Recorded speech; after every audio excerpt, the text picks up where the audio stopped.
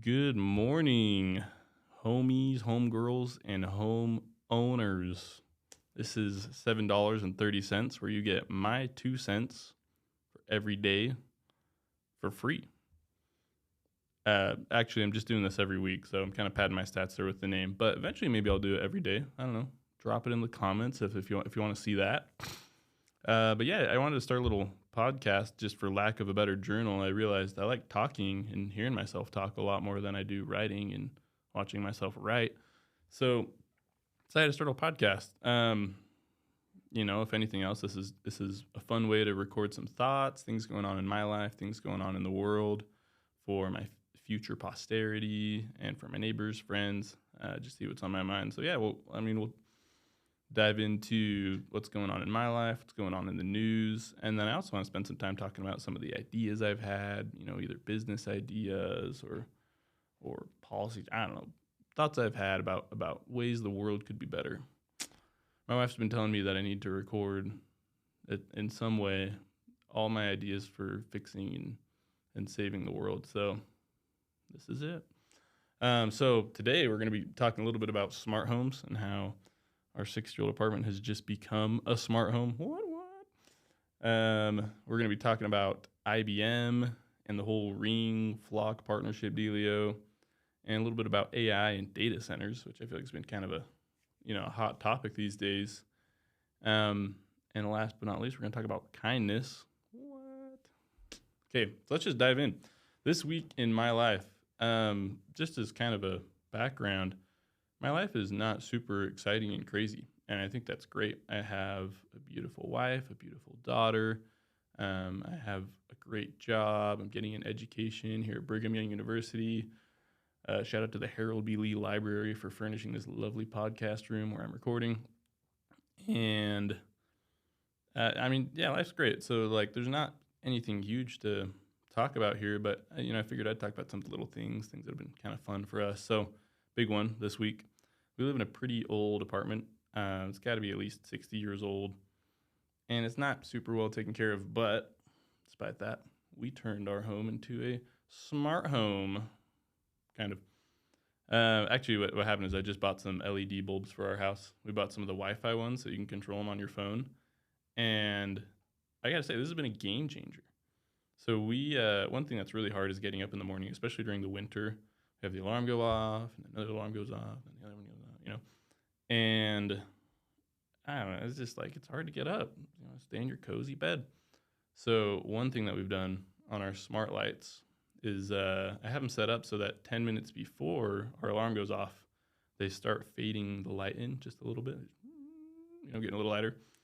And um, and it's nice because when I wake up, the alarm goes off and boom, the lights are on, and it's just easy to get out of bed and get up and get going. So for anything, if anything else, that's been really helpful. But it's also nice because we can change the color temperature, we can change the brightness. In the evening, when Amelia goes to bed, we don't want to keep have the light shining into her room, so we can turn it down a little bit. I also purchased some replacements for our fluorescent tube lights in our kitchen. We had a fixture for 4 tube lights. 3 of them had burnt out, and the last one was on its last leg. It was getting all purple. So I decided, hey, it's probably time to change those. And so we bought some LED replacements for those. Also really nice. I will know, not Wi-Fi.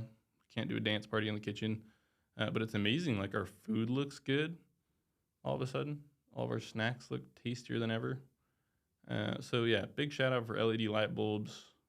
Big win there. Something to consider if you have a hard time getting up in the morning, especially during the winters. Get some of those Wi-Fi lights. Super sweet.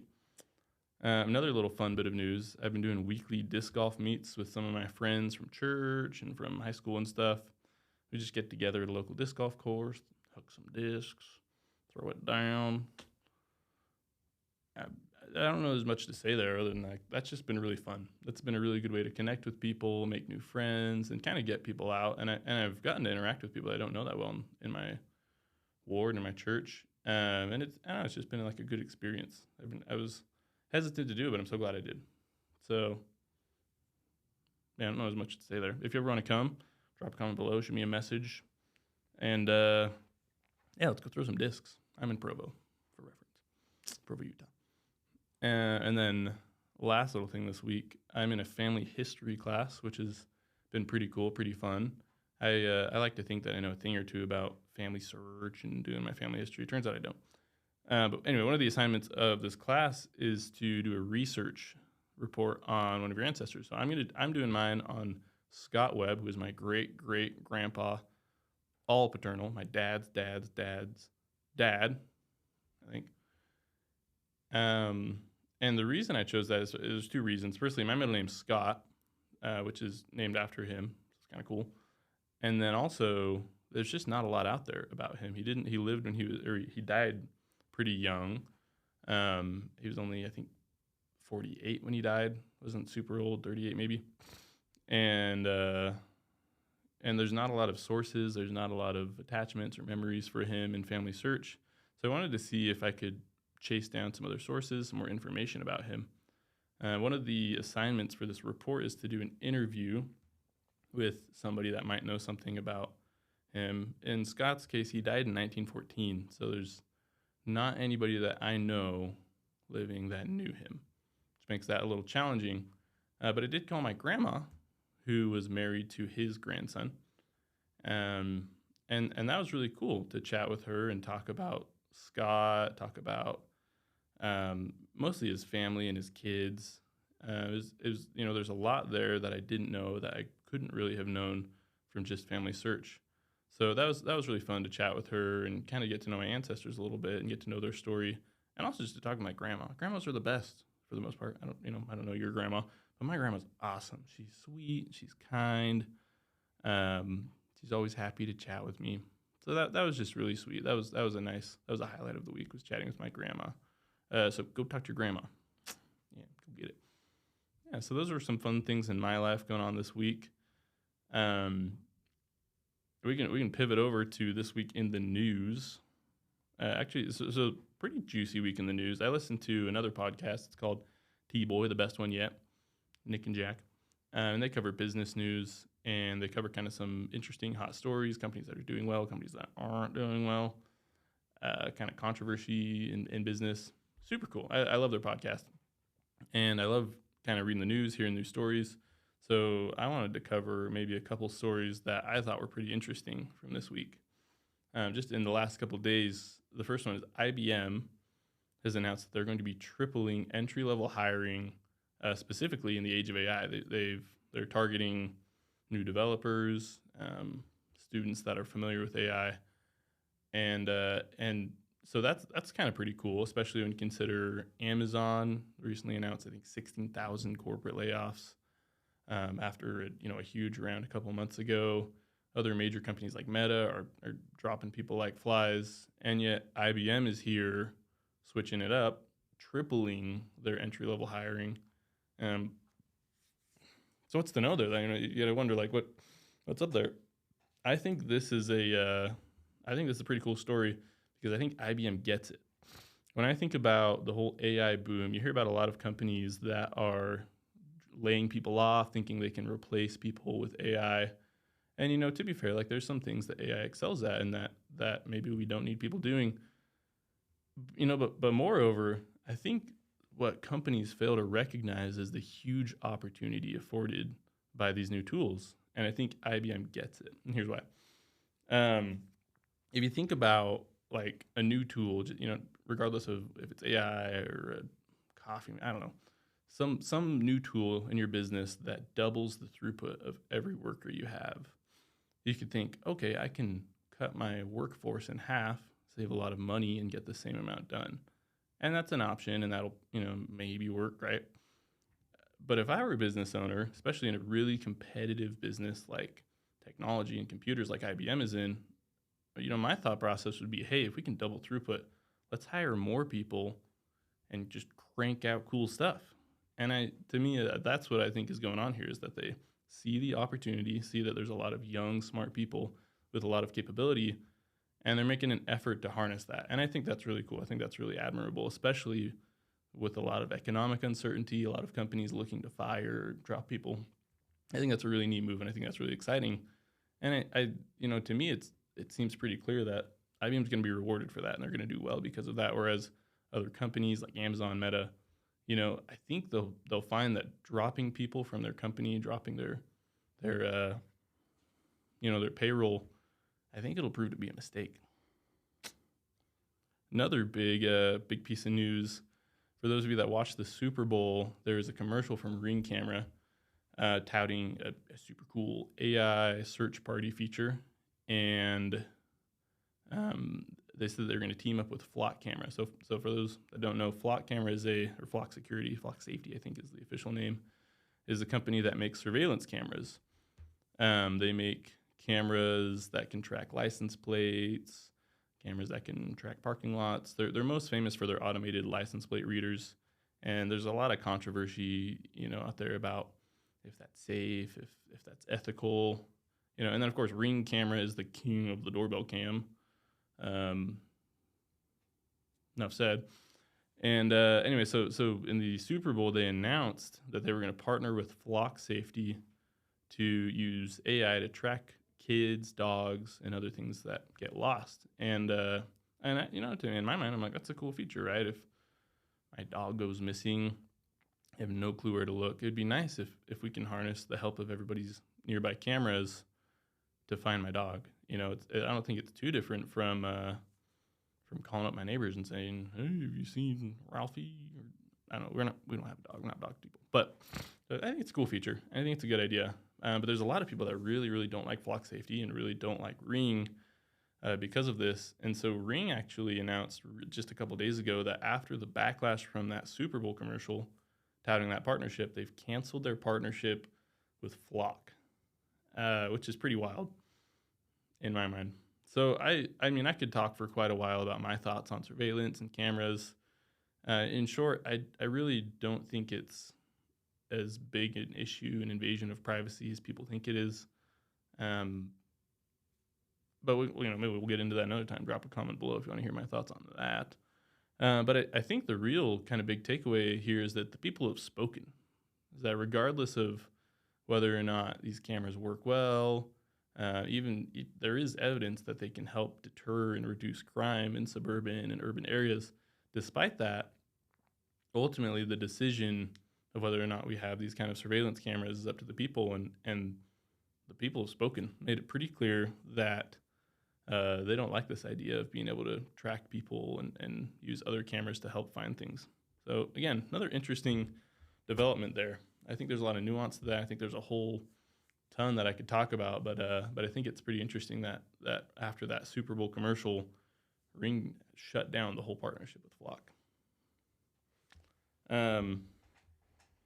Another kind of interesting news story this week. They cover this in T-Boy, but I thought it was kind of interesting one. Is Eddie Bauer, the sportswear outdoor brand, is filing for Chapter 11 bankruptcy, which you hate to see. It's just so sad. I want to be fair that I don't love Eddie Bauer's stuff. They don't make great gear, and they haven't for a little while. But I think really the story there is that this is just another private equity disaster. Eddie Bauer used to be kind of the king of outdoor gear. They invented the fishing vest, more or less. I mean, they had a Ford Bronco, for Pete's sake. Awesome. I remember my neighbor's cousins had the Ford Expedition Eddie Bauer edition. It was it's kind of dark olive green. So sweet. So sick. But yeah, it's all come to an end. And actually, they haven't been doing stuff like that for quite a while because they got bought out by private equity and just kind of got gutted. The quality of their product has been going down. There hasn't really been any innovation happening. They have kind of a high performance line, kind of like North Face's Summit series, but it's not that great. It's really unfortunate that this doom I think we could have foreseen for quite a while because they just weren't performing well as a company. I really do believe that that's because they got gutted by private equity. As the T-Boy podcasters said, they're a victim of capitalism. What a great word. So those were a couple news stories from this week. Last little segment I wanted to cover was, so we had This Week in My Life, we got This Week in the News, and now we got This Week in My Noggin. Things that have been on my mind, ideas I've had, thoughts I've had, visions in the nighttime. Just kidding. I haven't really, no visions in the nighttime this week. Sorry, guys. Maybe next week. So the first thing that's really I've been thinking about, I had, a couple days ago, I was in the shower where all inspiration comes, thinking about data centers. There's been a lot of buzz about companies building data centers. So you got OpenAI, which has kind of plans for about $1.4 trillion in data center spending, which is absurd. That is so much money. Um, you guys, like first grade when your teacher did that whole like, how much is $1 million, and they show you like like $1, and then they show you like a stack of $100 bills, and then a pallet of $100 bills, and it's like, whoa, that's a lot of money. Yeah, so much money. It's just inordinate amounts of money going into data centers from OpenAI. Same deal. Meta, I think, is slated for $600 billion in AI spending. After recently reporting $73 billion in operating losses in the metaverse division, it's got to feel bad. And Zuck has pretty openly said like he doesn't really even know why we're spending so much on data centers, but that's it's what everybody else is doing, so must be the right thing.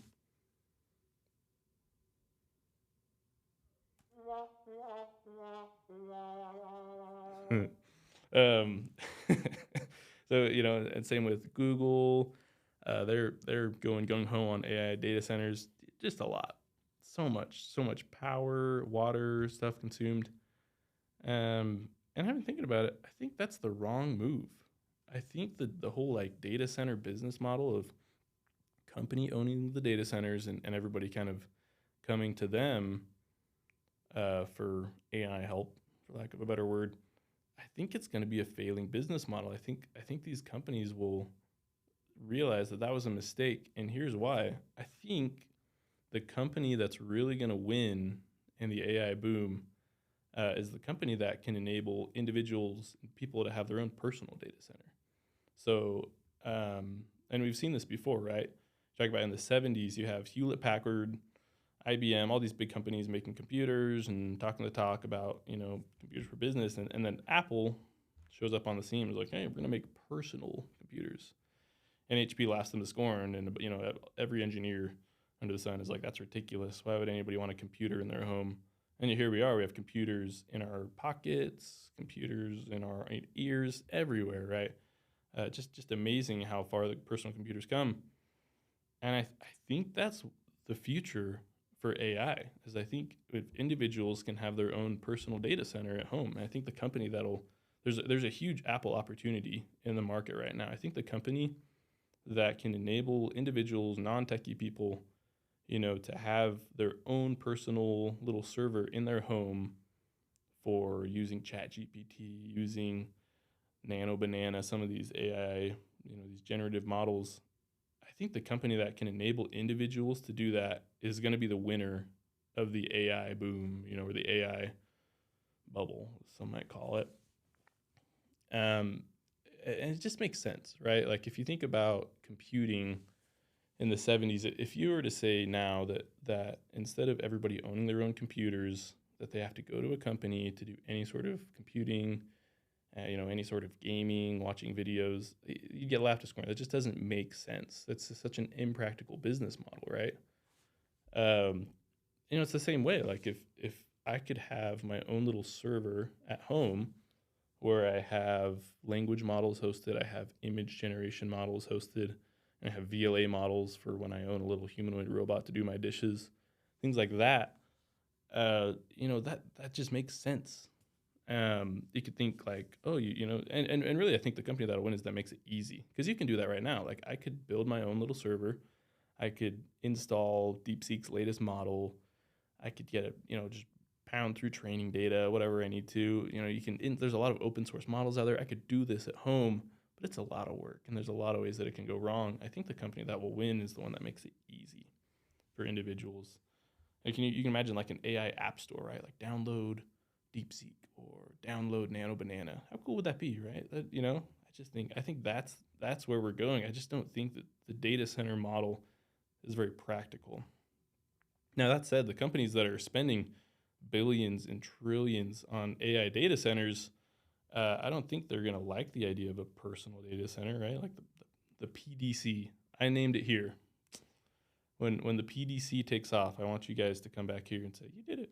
Um, so but the companies that are investing tons in data centers, obviously it's in their interest to keep their models proprietary, keep them on their own servers, and also to own all of our data, right? That's it's kind of handy for marketing and whatnot.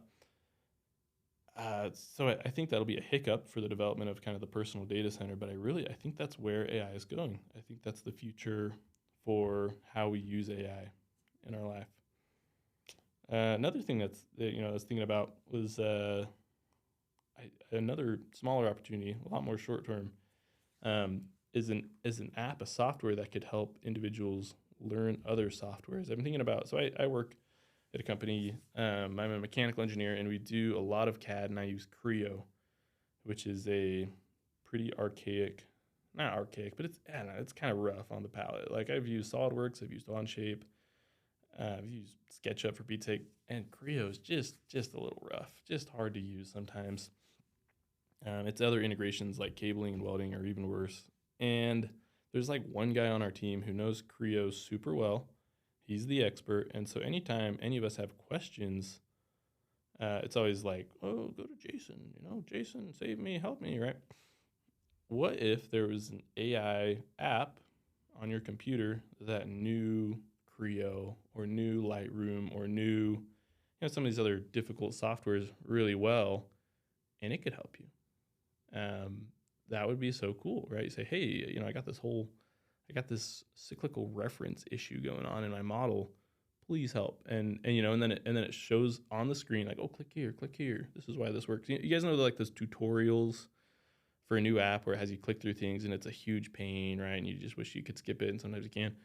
Uh, it would be really helpful if it was helping me do things that I needed to do, right?